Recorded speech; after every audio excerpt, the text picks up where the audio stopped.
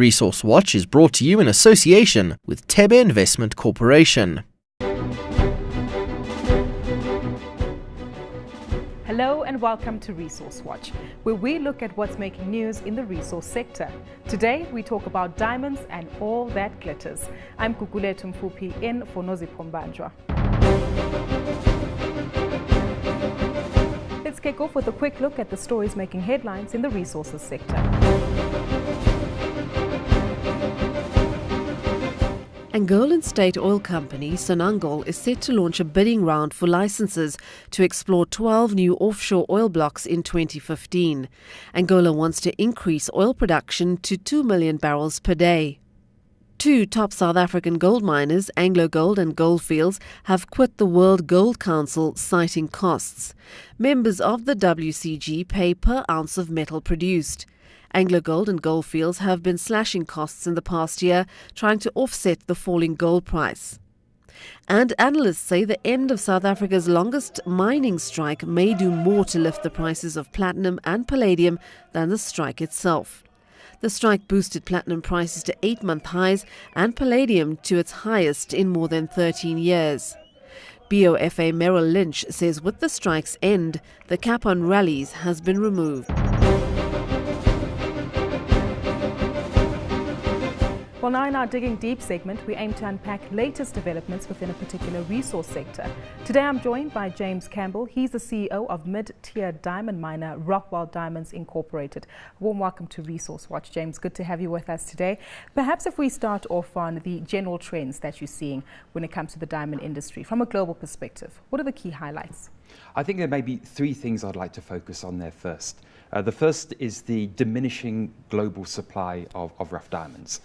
We're seeing that many of the older, larger mines are becoming more expensive to mine and are gradually being depleted. And we're not seeing very much in the way of new diamond exploration money going into the business, which means there are very few new discoveries taking place. From a demand perspective, obviously from a consumer side of things, we're seeing the growth of the middle class in China, in India, and America. The American economy has been much stronger than what people thought it would be. And of course, many of these people, as a rite of passage, would like to have a diamond, whether it be for an engagement ring, a marriage ring, or a specific anniversary. And on the back of those two things, my third point is you're beginning to see new money, particularly this year, and we haven't seen it for 5 or 6 years, now coming into the diamond industry to fund the development of new mines, and almost a hint that there could be new money coming into diamond exploration as well. Does that mean that the opportunities presented are on the favourable side? Yes, they are. You know, this time it's taken a long time to come to this particular point in time, but many people are dusting off old projects to see if they'll make money in terms of current economics. And many people are looking for new opportunities, chiefly actually in Africa, which is very exciting. But obviously there are risks and rewards presented with that, because with exploration, you're not always guaranteed to find something underground. Well, in fact, that's the very point why many people haven't actually put money into diamond exploration for a few years now. It's that proverbial needle in a haystack, in that you can do extraordinarily well if you find an economic diamond deposit, but equally, and more than likely, you're likely to lose a considerable amount of money. And in fact, probably the only recent strong success story coming out of Africa was African Diamonds, which launched at about 5p on the A market in London and eventually sold out to Lucara Diamond Corporation for a little bit over 50p 4 or so years later. When you mentioned the African growth story, it's interesting that you mentioned that there are a lot of opportunities presented on the continent. Are we finding that investors are capitalizing on them and African states are encouraging and operating in business-friendly environments? That's a very, very complicated question. We're seeing quite a bit of new money coming into the London A market to look at Africa in particular. And we find that the London market understands Africa in terms of funding, because very rarely do you get funding from actually Africa itself. You're seeing new exploration taking place in West Africa, Central Africa, and to a very limited extent in South Africa. Many of these states have got high-quality geological surveys, so you can go to them, you can access a full data pack of the geological environment, the tenement status, and things such as that. And that helps investors come in and start work in those countries. And that money, where's it coming from? It's chiefly coming from London, And what we're seeing now as well, as opposed to typically institutional money or financial institutional money, we're seeing more and more private investors actually coming into this space because they see an opportunity for market consolidation. There are a number of smaller diamond companies out there, and there are a number of smaller diamond companies which have single assets out there. So people at the financial market is saying, here's an opportunity for consolidation and basically making a large amount of money. Consolidation for a small player like yourself, does that concern you as a potential buyout for another company? I see it more as an opportunity rather than a concern. And Rockwell is very unusual in a way that, yes, we are very small by global standards. However, we are one of literally a handful of global diamond producers, and we employ just under 1,000 people in our 4 mining operations.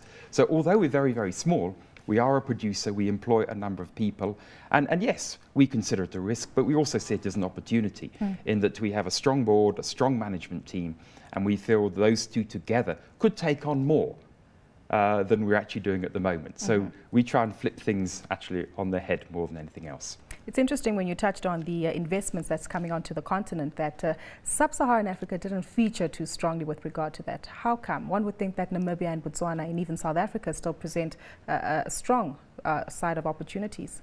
I think if I start with Namibia, Namibia is very, very famous for its alluvial diamond deposits and its offshore mining. And that's chiefly controlled and being mined by Namdeb, which is a joint venture between De Beers and the government of Namibia. There's not that much opportunity for kimberlite exploration or primary diamond exploration. What does kimberlite exploration mean? Okay. Kimberlites are essentially fossilized or extinct volcanoes, which erupted many, many millions of years ago, some as much as 1.5 billion years ago. Kimberlite magma comes from much, much deeper in the crust, where diamond exists, where carbon actually exists as diamond.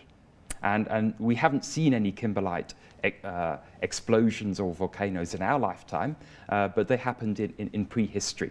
So what we're looking for are these extinct volcanic plugs, which are called kimberlite, named after Kimberley in South Africa, where the first and type locality for kimberlite was actually found well over 100 years ago.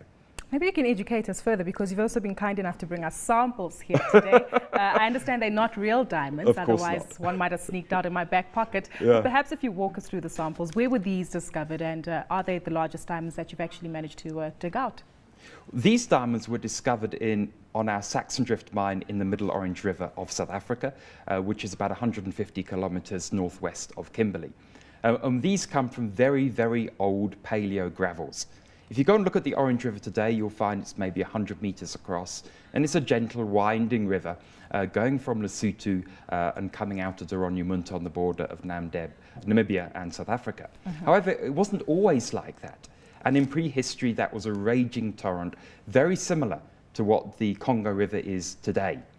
And so where these diamonds actually came from is they chiefly came from the mountains of Lesotho. We have companies such as Gem Diamonds mining the Letseng diamond mine there. You have other companies such as Firestone Diamonds, Lucara Diamonds and others exploring and developing projects there. So the origin of many of our diamonds in the Middle Orange River actually comes from Lesotho and came down on that raging torrent of the Orange River when we were in a much more subtropical climate, South Africa was, than it actually is there today. Well, it's interesting, the discoveries that Rockwell has been able to make in the past, but what about the future prospects going forward? Are you looking to make more acquisitions? What's your strategy going forward? Our key strategy is to focus on the Middle Orange River. And we started with one mine there, mining about 250,000 tonnes a month. And we're now heading towards 750,000 tonnes a month with an interim target of 1 million tonnes a month. And it's not production for the sake of production. And our scientists have been able to evaluate that for every 1 million tonnes of gravel processed, you'll recover a 100-carat stone. That's a phenomenal. So in order for us to achieve quarterly earnings stability, we need to be processing in the order of 3 million tonnes a quarter. James, thank you so much for joining us today. Always a pleasure speaking to you. That was James Campbell. He's the CEO of mid-tier diamond miner Rockwell Diamonds Incorporated. Staying with all all things sparkly, we visited Cape Town's Szymanski Diamond Experience. They're manufacturers of fine jewelry. Our gem of the week is platinum, and they show the special skill needed to use the precious metal in jewelry making. Platinum is one of the most rarest elements in the Earth's crust, and because of its scarcity, a limited amount gets produced every year. This valuable commodity is the least reactive metal with a high resistance to heat and corrosion. We spoke to one of the country's leading jewelers to find out more about the complex manufacturing process of this precious metal. So we buy the platinum in its pure form, which is 100%. We allow it down to 95.2% pure platinum to make it more malleable and jewelry applicable for the different application. So we allow the metal in-house, and we're using various technology. We're using laser technology for welding, for engraving. We're using different set of tools, different gas flame, different temperature. And once you need to understand the metal and how to work with it. And once you do, I think it's a very nice metal to work with, because for jewelry and diamond and gemstones, it is the best metal and the preferred metal to use. Due to its high cost, platinum manufacturing remains an elitist sector, and unless industry knowledge and high-tech equipment are made more accessible, smaller jewelers will remain sidelined in this high-end market.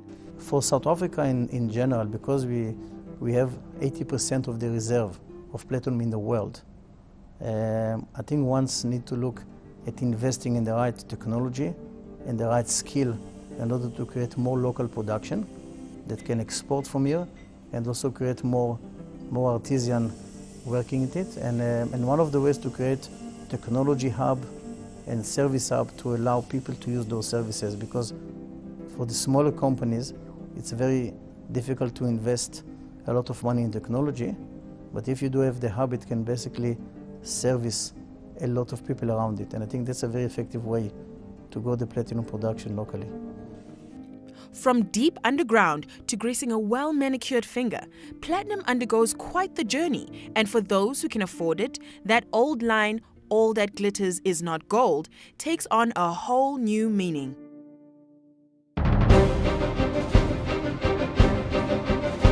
That's how we end this week's show. Talk to us on Twitter @Mfuphi and use our hashtag ResourceWatch. Until next time, it's goodbye for now.